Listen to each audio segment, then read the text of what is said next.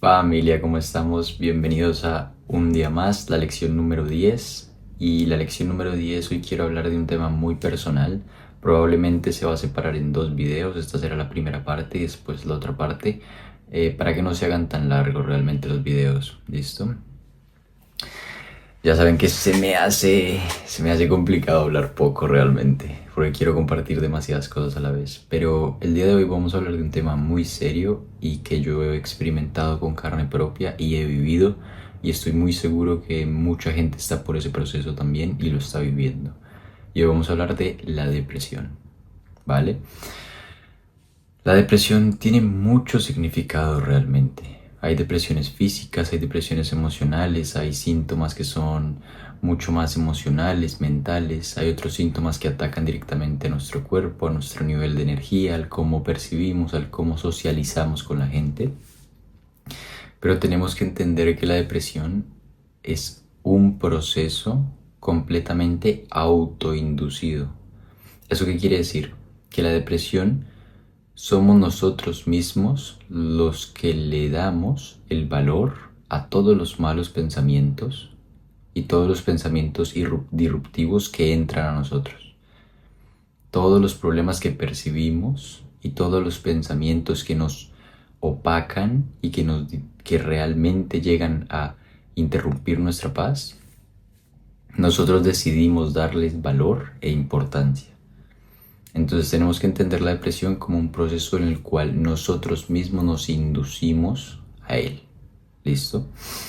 Evidentemente no es percibido así, ni no es tan sencillo tener esa percepción, porque no tenemos la herramienta y mucho menos el conocimiento. Sencillamente nos empezamos a sentir mal, empezamos a pensar que, que somos insuficientes, nos sentimos tristes, nos sentimos no comprendidos. Empezamos a tener demasiadas cosas en nuestra cabeza al mismo tiempo, que muchas veces por más que nos llenemos durante el día de actividades, esos pequeños momentos donde tu cabeza no se calla son mortales. ¿Y por qué quiero hablar de la depresión? Porque es un tema el cual realmente es importante tocar. Porque es curioso que en los años que estamos, en la época de la historia que nos tocó vivir, tenemos acceso a prácticamente cualquier tipo de información y cualquier cosa. Pero es paradójico y es completamente opuesto el hecho de que entre más información, más educación, más, entre más acceso tenemos a las cosas, pierden su valor realmente. Entonces, entre más información, estamos completamente subestimulados y sobreestimulados de información, de muchísimas cosas. Pero es tanta la información que realmente no llegamos a captar absolutamente nada. Entonces, si yo me siento triste, hay millones de videos, fotos, de textos, libros que me van a hablar sobre la tristeza. Pero es tanta la información que realmente no llegamos a comprender absolutamente nada. Entonces, realmente llegué a este punto de querer hablar de la depresión porque yo la viví en carne propia y la he vivido dos veces, porque realmente la depresión es algo con lo cual tenemos que vivir. Y digo tenemos porque sí, es un proceso el cual nosotros tenemos que experimentar. Y de pronto hay momentos donde no llegamos a realmente deprimirnos y entrar en ese estado constante de depresión, pero sí sentimos y experimentamos esa tristeza profunda, esa falta de energía, así sean por unas semanas, no tan prolongadas como la depresión, pero que igual sentimos. Entonces es importante tener las herramientas necesarias para que esos momentos, esas etapas, no se redirijan y no terminen realmente en una depresión. Terminen en algo mucho más constructivo y que podamos salir de ello con aprendizajes, ¿verdad? Y yo quiero hablarles un poquito del cómo fue mi depresión. Listo, mi depresión llegó muy... Eso es lo que realmente quiero concientizar, que mm, ahora es mucho más cotidiano el ver adolescentes y jóvenes deprimidos. Y eso, por lo menos a mí, me es preocupante. Mi depresión llegó con 18 años. Tendría yo en ese momento 18, acababa de cumplir más o menos 18 años. Y incluso podría decirte que desde los 17, a mitades de mis 17, finalizando mis 17, ya empecé a tener indicios. Pero de alguna otra manera todo mi exterior, todo mis actividades, mis amigos, lo que me rodeaba, como que me sostenía. El tema está en cuando ya eso no te sostiene. Porque cuando ya tu entorno no te sostiene y no es como ese trampolín que vuelve otra vez como a levantarte, ahí está el problema. Y yo entré en depresión netamente por un sentido de insuficiencia, de desconfianza en mí mismo increíble, pero sobre todo por una falta de sentido, una falta de propósito. Yo entré en depresión por una sensación de si esta es la vida que tenemos que vivir, yo no quiero seguir viviendo. No quiero. Y como un niño de 18 años, 17, se plantea el hecho de, es que esta no, si esta es la vida que tenemos que vivir, yo no quiero vivirla. De verdad, ¿esto es lo que me espera el resto de mi vida? ¿No habrá algo más? Y me lo planteé mucho y esa falta de sentido me llevó a cuestionarme todo. Me llevó a cuestionarme todo desde un punto el cual no era correcto. Porque todo lo que cuestionaba siempre lo juzgaba o siempre terminaba de alguna otra manera concluyendo que eso era perjudicial para mí o que yo no era lo suficiente para ese evento. Entonces cuando empecé a perder esa confianza en mí mismo, cuando empecé a cuestionarme que realmente no era la vida que yo quería vivir el resto de mi vida, empecé a aislarme. Y es que esta es una de las cosas más comunes que pueden haber en la depresión, el aislamiento. Y el aislarse es, yo creo, que una de las cosas más sabias si se sabe manejar, pero más peligrosas y destructivas cuando no sabemos lo que estamos haciendo. En ese momento yo no tenía absolutamente ni idea de lo perjudicial que podía llegar a ser aislarme del mundo para realmente estar yo solo. Así que empecé a aislarme.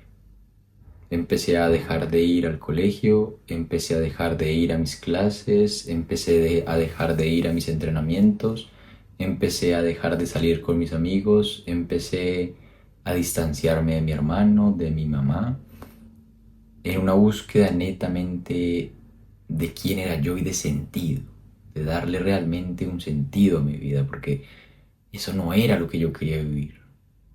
Y si eso me tocaba vivir el resto de mi vida, yo prefería acabar mi vida ahí. Y de alguna otra manera empecé a abandonar todo lo que yo quería y lo que siempre me gustó.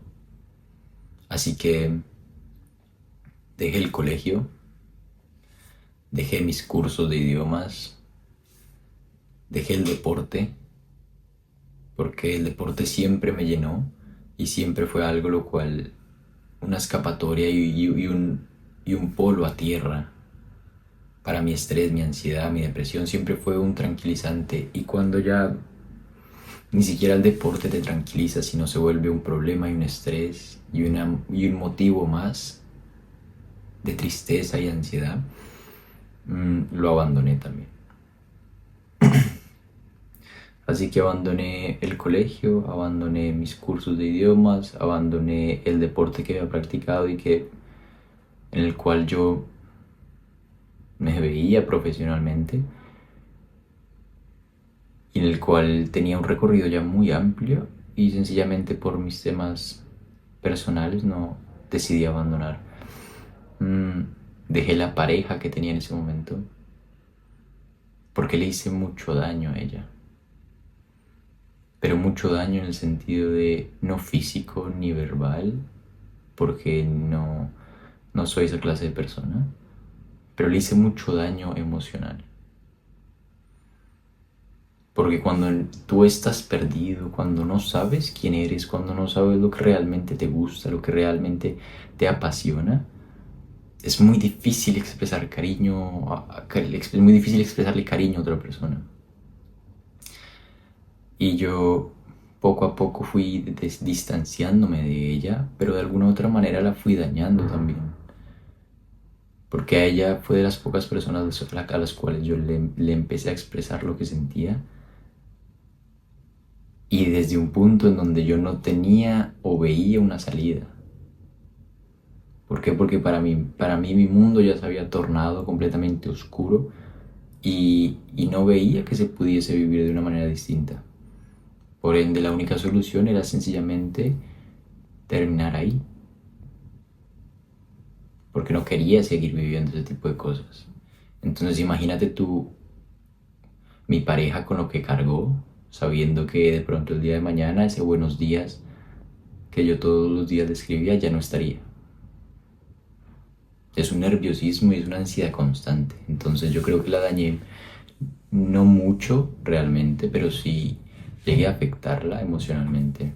Entonces, hasta que la dejé, hasta que la abandoné realmente. Mm, Abandoné absolutamente todo y mis días se resumían a dos cosas. A buscar un sentido primero y a deprimirme. Al no encontrar ese sentido, a deprimirme otra vez. Y un ciclo vicioso, porque es que cuando estás en depresión, curiosamente los pensamientos son repetitivos. Y vivimos más tiempo en nuestro pasado, realmente vivimos más tiempo en todo lo que fuimos y en todo lo que hicimos mal, en todos los problemas, que en lo que puede solucionar y en lo que hay adelante de nosotros. Entonces empecé a, digo yo, hundirme.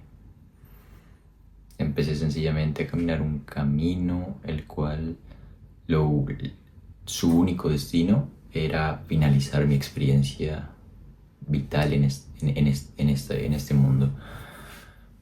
Hasta que encontré de alguna otra manera esperanzas. Me ayudó mucho el leer. Realmente recuerdo que fueron meses de no hacer nada prácticamente, de no salir, de pelear con mi familia constantemente y de hallar literalmente alivio sencillamente en escuchar música y leer. Porque leyendo vivía otras realidades, no vivía la que yo estaba teniendo que vivir.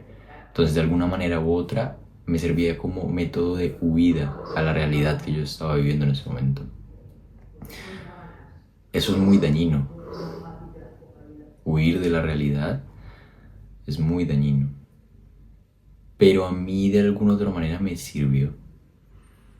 Porque en algún punto dejé de huir de mi realidad y empecé a integrar esas realidades que yo veía, esos mundos que yo leía, en la mía.